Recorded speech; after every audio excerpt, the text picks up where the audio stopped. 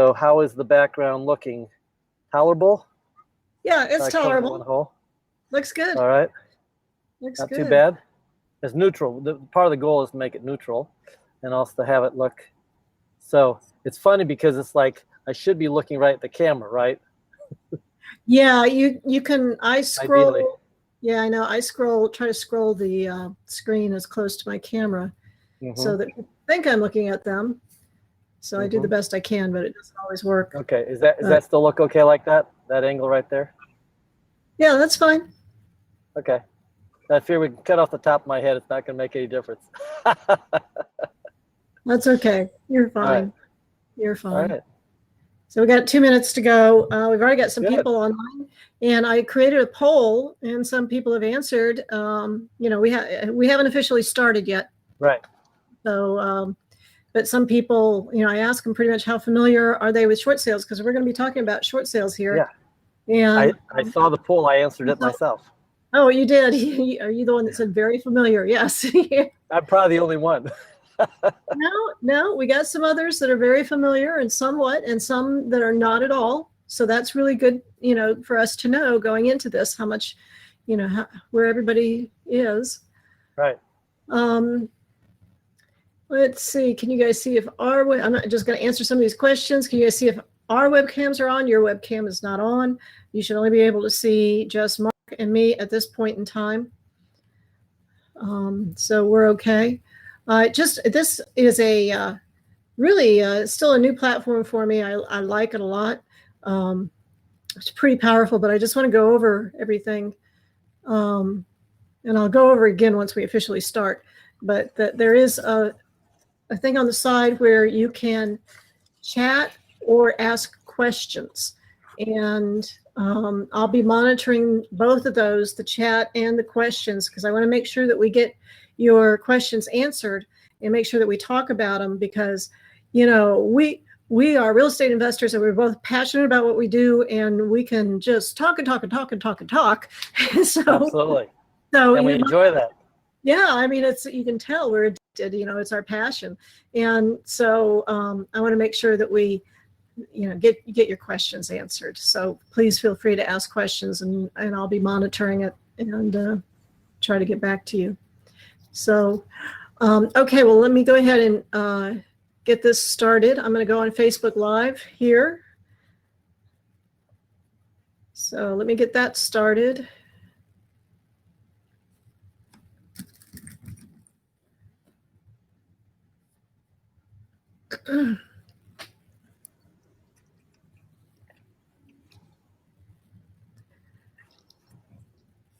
Okay, I got to put in the title.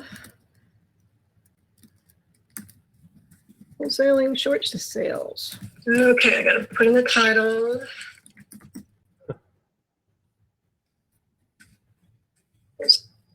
Okay, so I think we've got Facebook Live going on, and we've got this platform going on. If you are on Facebook Live and watching this, please. I'm not paying as much attention to what's going on Facebook as I am on this platform, which is the expertise.tv platform. So please join me there. The links are somewhere. And the links are somewhere in my group, so you'll be able to find it and join into this webinar live. So the answer is yes, there will be a replay, and you'll get notified when the replay is available. And again, don't hesitate to chat or to ask questions.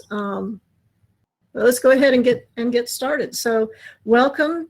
I want to thank everybody for being here, and I really enjoy some of these topics that we're talking about. And I have with me Mark Pantak, who is a fellow real estate investor, and he loves to invest all over the country. So do I. So, we have found that in common, and we've stayed in touch over the years. And he reached out to me and said, you know what, I am going to be talking to a meetup group in Baton Rouge, Louisiana. And I said, Baton Rouge, Louisiana, why is that? And he says, well, remember they had some bad floodings about a year ago? And I was like, that's right. And he pointed out how there's, some short sale opportunities with that. So we decided to go ahead and just share this whole idea and opportunity with both his group and my group. And Mark, welcome. Thank you for being here. And tell me just a little bit about the meetup that you had in Baton Rouge and a little bit about yourself.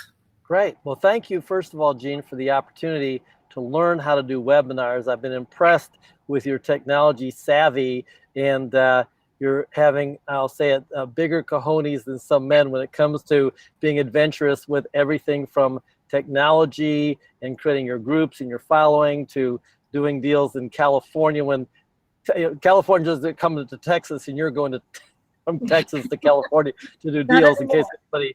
Yeah, well, not anymore, but back at that time, how many years ago was that approximately? Oh, probably 5 years ago or so. Oh, I thought it was 7 years ago now with the way the market's been. But yeah, it was 7 years ago. And I would think so. Right. So the first big picture point I want to make is that what I've learned with experience over the years is you have to be flexible to where the market is, and the market will change, and the market's about to change again.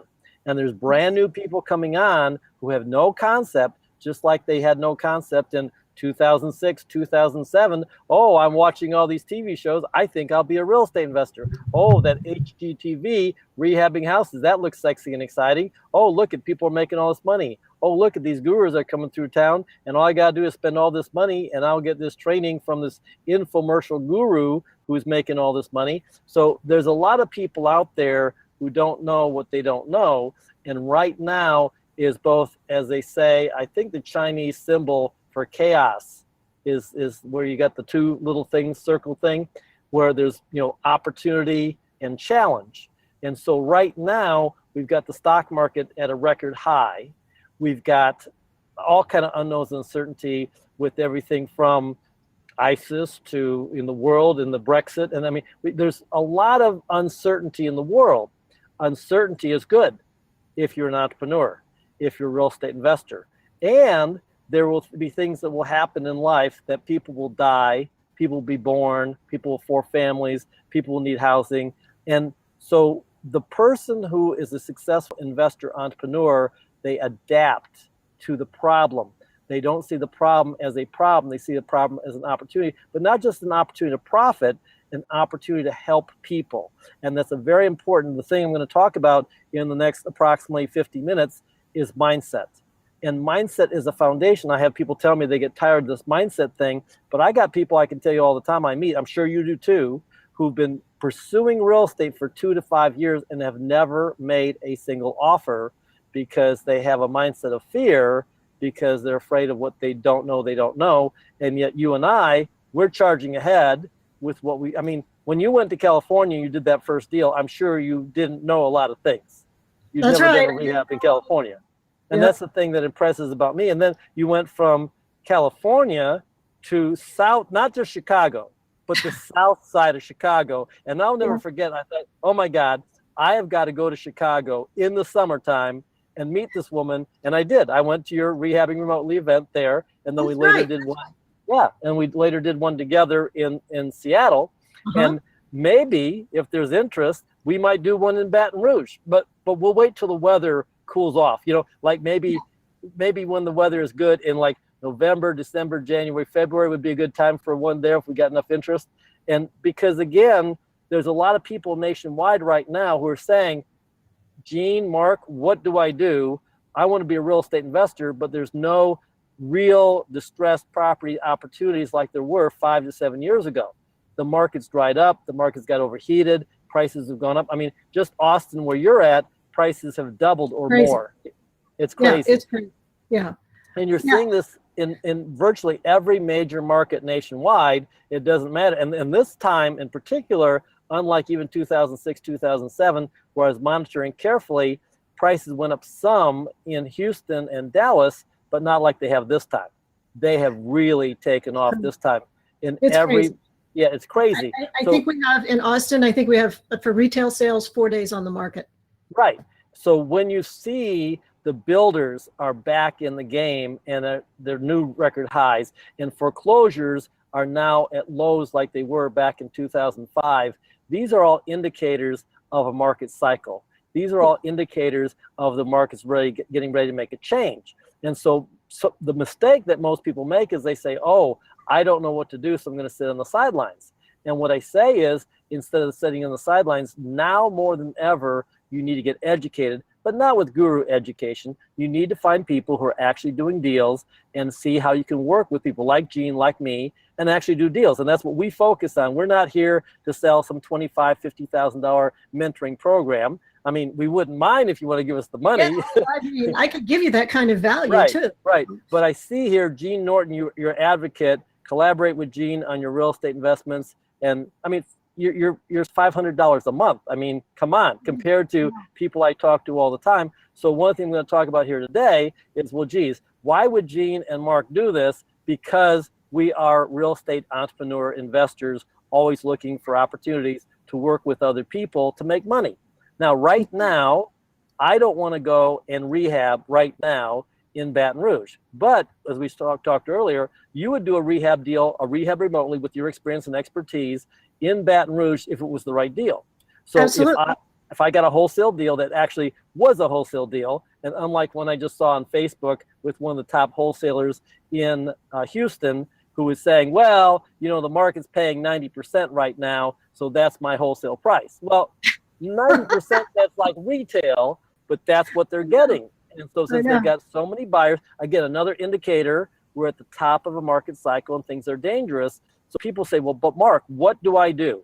If I want to get started, what is the thing for me to do starting now in the next 12 to 24 months? Well, number one, as I said, you work on your mindset. And part of your mindset is you get educated with good information where you're actually making offers. Because if you're not making offers, you're not in the game. But you've got to learn how to fill out a contract, have the right people on your team, the right systems in place, so that when you get something under contract, you can wholesale that property right now with little or no risk. And traditionally, the kind of deals I do, I put up $10. Have you ever done a wholesale deal before, Gene? Yes, I do wholesale deals. Most of the deals I get, though, are via online auctions, so they require a higher earnest money deposit. But so your typical earnest money deposit is what on your deals that you've done? $2,500. $2,500. Okay. So that's for a serious player. But if somebody brought you a true wholesale deal that you saw was up, this is 50 cents on the dollar, you'd potentially put up the $2,500. Absolutely. So the point I want to make is I see people like I did when I first started. I was scared. Give me every excuse in the book why they can't do this and they can't do that. And the reality is, if you focus on a mindset of building your team and building relationships, so that's the other big thing. People need to be building those relationships now so that when we have this market cycle crash and the stock market goes down and the banks are not loaning, and it's like not exactly the same as 2008, 2009, but there will be similarities again, and real estate will be on sale. It's like bananas are normally 49 cents a pound. And oh, look at bananas just reached a new high, 69, 89 cents a pound. I think I'll go out and buy bananas. No. Bananas crash and they're now 19, 29 cents a pound. That's when you buy bananas. So you flip bananas right now. Now is the time to flip houses and flip bananas. But when I say flipping, there are some people who are rehabbing and retailing, but the problem is like musical chairs. At some point, it's going to come to an end. Now, the good news, go ahead, Gene, you're going to say something? Well, yeah. I mean, when you talk about Baton Rouge and wholesaling, I mean, I'm not one to knock on doors. I'm not one really to talk to the distressed sellers. I don't mind talking to people who already know they're ready to sell and get out from under it and try to not have a foreclosure on their record. I'm okay with that generally, but I would really rather prefer a wholesaler bring me a deal. And if the numbers work, I'm a buyer. Right.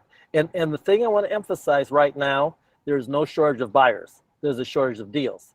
And so of all the entire United States, my perception is potentially one of the easiest places to find a wholesale deal because of distress is the natural disaster that tragically happened to so many people in Baton Rouge about a year ago, August. And these things sometimes take time to simmer because you're dealing with FEMA, you're dealing with the government. They're not exactly known to be fast. They go things slow. Plus, if you look at Texas compared to Louisiana, Texas has a foreclosure law 21 days. Louisiana is about 18 to 24 months. So we're right now halfway through that 2-year process. So basically the next 12 to 24 months, I feel, will be a good opportunity in Louisiana specifically, in Baton Rouge specifically, because there's these houses that were not in a floodplain. Matter of fact, some people call this a not 100-year flood, a 500-year flood. And so you had between 40 and 60,000 houses. 40 and 60,000 houses. Yeah, let's go back to that picture right there. Yeah. 40, 60, and businesses. I mean, every kind of business and everything. And the highway, the Interstate 10 was flooded over. I mean, this was one of the biggest natural catastrophes in the history of flooding in the United States. And it had to do with, some say, the Army Corps of Engineers tinkered with the natural ecosystem there, causing the water to back up. And the interesting thing is, because normally when I think Baton Rouge, I mean, it crosses the Mississippi River.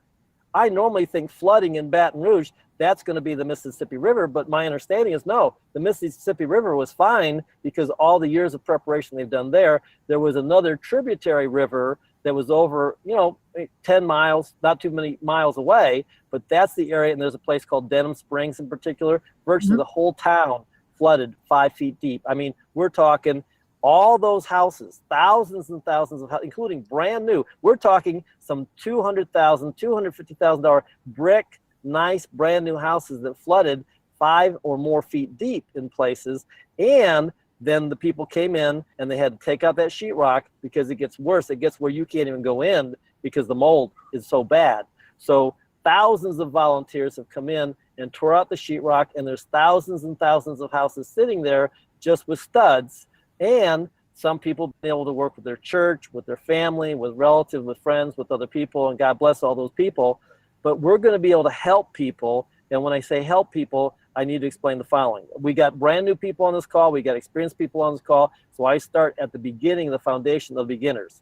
So first of all, let me explain what a short sale is and specifically why Baton Rouge. So a short sale is that when a house is going to be foreclosed, in this case, because of the flood and because the people have a house that's not livable, they're not in a position to make that monthly payment, the payment gets behind. At some point, the bank has to do something. So the bank's option normally is going to be foreclosed on that property.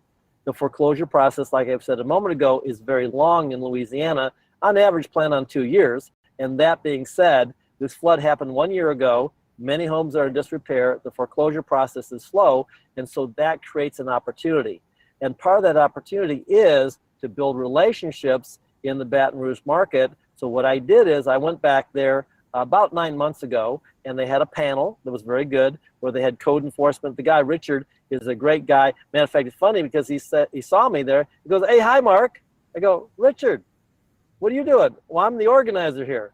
Well, Richard had learned some of the basics of real estate years ago from me in Houston when I was teaching back like in 2000, 2001. In Houston, I was teaching wholesaling, people getting started, and he's used that very successfully. He's actually done short sales and wholesales and all kinds of different kind of deals. He's a successful investor and head of the group there. And they have meetings with 80 to 100 people. So if anybody ever goes to Baton Rouge, I recommend joining. It's a meetup group online. But basically, I have been going since last fall, and they had this panel, and they had people that were from FEMA and from HUD and from the code enforcement and all these experts talking about what they're trying to do to help people get back on their feet. But again, if you read anything from The Advocate, which is one of the major local publications there, I mean, there's article after article talking about how the process is slow and the government tends to be in the whole thing with the hotels. It's incredible. Yeah, I posted the link. I posted the link in the chat section too, if anybody wants. Yeah, it's just incredible. They're still not getting the relief they need. And well, okay, I'll touch on it as we go on, but there's some tremendous opportunities if you make sure that you're positioned right, just like as Mark was saying. So please go ahead, Mark. And so a short sale specifically is where, let's say that some of these newer houses specifically, or it could be an older house that was refinanced, a house is worth a $200,000 house. And that house got a loan for maybe 5% down, which 5% on 200,000 is 10,000. So there's $190,000 first lien on that property. Well, a traditional wholesale deal, you want 70% less repairs. So 70%, as we know, 70% of 200,000 is going to be 140, but the rehab is going to be between 50 and 100,000. So for simplicity, let's suppose the rehab on that was $60,000. That's very viable for a flood house. And we'll talk more details about the different components in a moment. But for right now, so step number one, it's worth $200,000 as the ARV, and now you back out 70% from that. And again, when it's a flood house, I would do more than 70% because there's more risk. The bigger the rehab, the longer the time, the more variables. We're going to talk about contractors and that risk as well in a moment here. And there's been a lot of fraud happening with homeowners, unfortunately, you'll see in the articles as well. So there's all these factors and variables of risk that come into play. And all that being said, so let's say that now at 60% of 200,000, you're at 120 instead of 140. And 60,000 off of that, you're going to be at about $60,000. Now, I have seen houses that have been being wholesaled, and when I say wholesaled, they found people who had equity. They found people who were not upside down with the loan, and they were offering these houses for between $50,000, $60,000. Now, so regarding, as people are out there looking and talking to people and see these vacant houses and the grass is high, so the process is, first of all, with short sale or with any kind of deal, you need to find the owner and get the property under contract. Now, there's some homeowners that don't know anything about short sales. There's some homeowners that are going to say, well, I can't sell my property because I owe more than what it's worth, and they know that. Or they tried talking to a realtor friend. So there is an educational process that you have to be slow and gentle with these people and patient because they've been traumatized. This is their home. You can't be just some greedy investor. You have to focus your mindset, back to your mindset you're going to hear over and over again, and you're there to help people. And while you're helping them, the ones who are really going to lose ultimately is the bank. I mean, the homeowner has been devastated. They lost everything. They lost their possessions, their clothing. I mean, they've been devastated. You got to keep that in mind. But bottom line, in order for you to connect and negotiate with the bank, you have to, first of all, have a homeowner who still owns the property who will completely agree to cooperate. If the homeowner will not cooperate, you need to move on. And I see this people all the time. Oh, Mark, I've got this one, and I'm for months now trying to make this one work. No, you should be talking to 100 people. You should be talking to lots of people and finding the one who will cooperate, and you need more than one. But the point being is that the first step in the process, once you get a homeowner who's willing to cooperate, is that, and you're going to get the property under contract at a number that makes sense, you're going to get what's called a letter of authorization to release information. So this is written permission from the homeowner to communicate with the bank. The bank will not communicate with you without this cooperation permission. And even then, as high as 90% of the time, keep in mind, 90% of the time, I just said, the bank will not play ball. Now, they will more often if they got a vacant house that's sitting there flooded, but they might say, well, yes, but we can get $150,000 for this house. It only needs 60,000 repairs. I'm sure you've seen bank REOs like that, Gene, or in your auction.com. Well, yeah, they pretend like they're going to sell to a retail buyer that's going to fix it up themselves and live there. Yeah, and with no margin for a realtor commission or closing costs or your time or trouble or anything else. So most of the time, the number that the majority of banks start out with is ridiculous. Then on top of that, you've got the variable that many of these banks are these huge institutions like Chase, like Bank of America. They've got their own processes. So I would say if you come across leads like that, you might want to bring them my way. Bring them to me because you're going to be frustrated. And what I've got is a mentor who trained me over 10 years on how to do short sales. Now keep in mind, my first year I started out with $2,000 or $3,000 investment, started small, and then that worked. I made money, so then I added more. And over 10 years, I invested about $20,000 with this mentor. Now, it's one of the few exceptions where I say investing that kind of money, $20,000, made sense. But from that, I wholesaled 20 short sales, mostly in Houston, Texas. And when I wholesaled them, we'll talk about that right before we finish. One of the things I did is I learned how to not only get them under contract, but how to close using transaction funding, using a variety of other creative techniques. And then now that I'm entitled, I turned right around and I sold to a rehabber who had the cash ready to go, was at the title company. They closed, they did the rehab, and on average, we made about $10,000 wholesale profit on these. So at $10,000 each wholesale fee times 20, that was $200,000. So when you invest $20,000 in your education, you make $200,000. That's a pretty good start of a return on investment. Now, I had one other house I bought in Houston that was one of the hottest neighborhoods. All the realtors told me 15 or more years ago, oh, that's Oak Forest in Houston. You can't find any deals there. It's too late. The builders are coming in.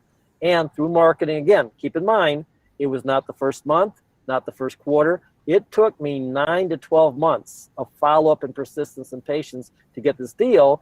But it was a house built in the 50s. The roof had a leak. It had mold. Anytime there's mold, I get excited. When people get scared and run, It's I'm getting excited. worse and worse. So that's the thing about Baton Rouge. there's been lots of mold in lots of houses, and the banks don't like that, and they're scared of it. So you can put together a package like I did in my house in Houston, where the house, they owed about 140, 150, and the bank took 80,000 for that house.